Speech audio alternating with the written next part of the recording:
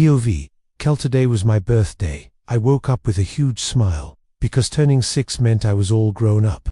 Well, technically, I'd been all grown up for a while, but now it was official. I jumped out of bed with more energy than usual and ran downstairs. Happy birthday, little warrior.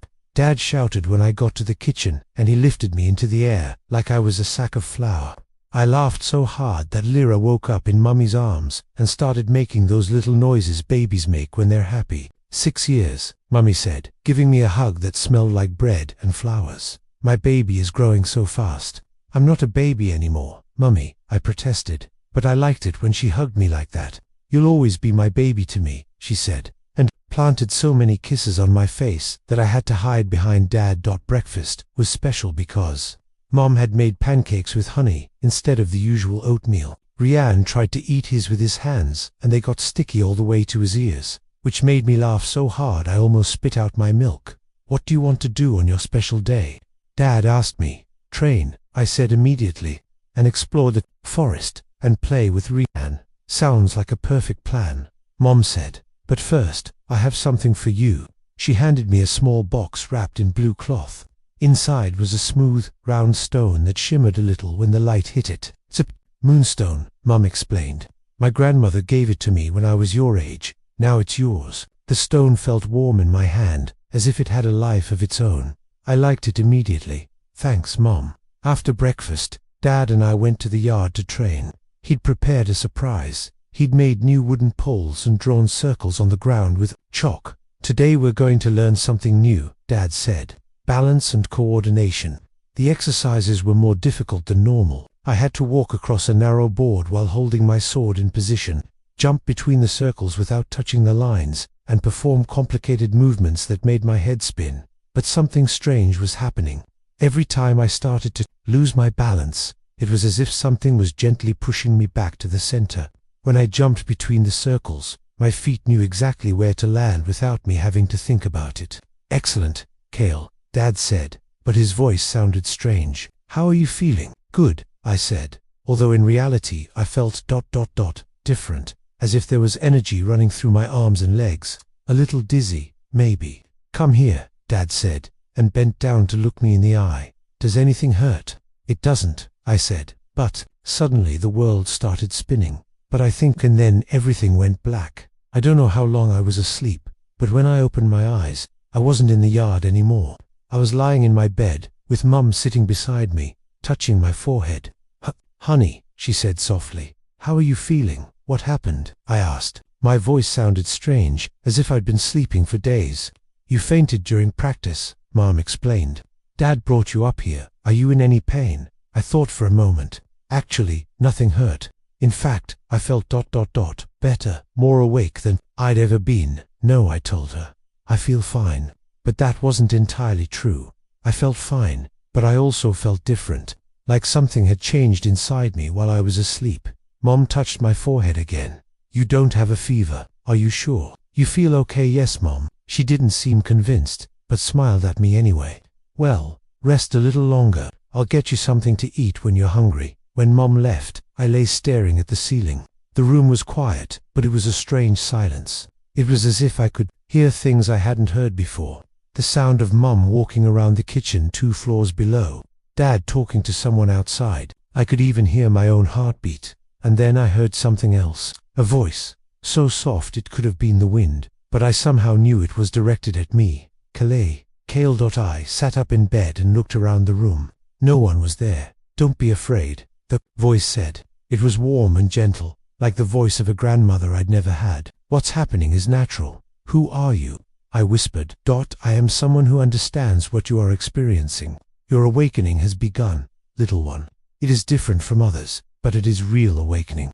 The energy that has always been dormant within you is beginning to awaken. You can feel it, can't you? And yes, I could feel it. It was like a warm current flowing through my entire body, from my chest to my fingertips. You need to learn to control it, the voice continued. If you don't, you could unintentionally hurt yourself or others. How? Tonight, when your family is asleep, go out into the garden, sit under the oak tree and close your eyes. Feel the energy within you. Learn to direct it. But my parents said not to go out at night. What you have is special, Kale. More special than your parents can understand now. If you tell them what's happening, they'll worry. They might try to stop you, and that would be dangerous for you. I didn't like the idea of lying to my parents, but the voice sounded so sure, so wise. It's not lying, the voice said, as if it had read my thoughts. It's protecting them. When you're older and have learned to control your power, then you can tell them. But for now, this must be our secret. Will you be there, in the garden? I'll be with you in spirit, little one. Whenever you need guidance, just close your eyes and listen. And then the voice faded away, leaving me alone in my room, with a million questions and a feeling of excitement mixed with fear. The rest of the day passed in a strange haze. Mom brought me soup and bread, and I was able to eat without any problems. Dad came to check on me and asked me questions about how I was feeling. I told them I was fine, which technically I was. Rianne came to visit me too, climbing onto my bed, in her clumsy but determined way. She curled up next to me and showed me a drawing she'd made with charcoal. It was a stick person who was supposedly me, along with other stick people who were the rest of the family. For Kale, she said in her baby voice. Thank you, Rianne, I said, and hugged him. He was my little brother, and I wanted to protect him always. That night, after Dad tucked me in and said goodnight, I lay awake waiting.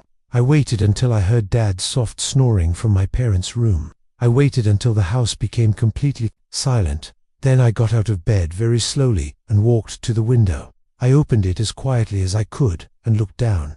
It wasn't a very high drop, and there was a pile of hay that Dad had put near the house. I took a deep breath and jumped. I landed on the hay with a soft thud, like when Rianne fell on the cushions in the living room. I shook the straw off and walked toward the large oak tree in the center of the garden.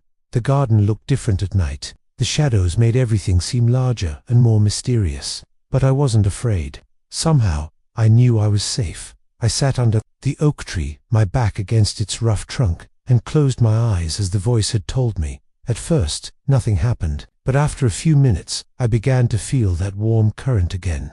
It was as if there was water running through my veins, but water that shimmered very well. The voice said, clearer now that it was outside. Now try directing that energy into your hands. I focused all my attention on the warm sensation and imagined it moving toward my hands. To my surprise, it worked. I could feel the energy pooling in my palms. Open your eyes, the voice told me. When I opened my eyes, there was a faint, colorless energy floating around my hands. It wasn't light exactly, more like waves of heat I could see, like when air moves over a hot stone in summer. How am I doing this? I whispered. Everyone has energy within them, the voice explained, but very few people can access it so young. This is pure mana, the most basic form of magical energy. With practice, you'll be able to do things others can't. We practiced for what felt like hours. I learned how to make the energy more intense or more subtle. I learned how to move it from one hand to the other. I even learned how to make it concentrate in small points or spread out like invisible waves. That's enough for tonight, the voice finally said. Your body needs to get used to it gradually. Return to your room and rest. Will you come back tomorrow? I'll come back when you need me. But remember, this must be kept secret until you're older and stronger. I climbed back to my room, using the same pile of hay.